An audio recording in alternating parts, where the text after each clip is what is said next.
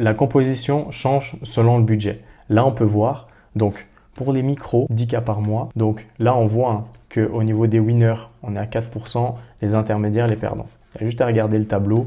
On se rend compte que les entreprises ici ont un plus grand pourcentage de winners. Alors, ils ont certes un plus grand pourcentage aussi de perdantes, mais c'est là où, justement, étant donné qu'ils testent beaucoup plus, ils arrivent aussi beaucoup plus facilement à trouver des winners. Donc voilà, peu importe le budget, 50% de tes pubs seront toujours des perdants. Tu vois que quel que soit le niveau, finalement, on est aux alentours des 50% de pubs qui vont être perdants. C'est totalement normal. Mais par contre, ne le vis pas comme un échec personnel.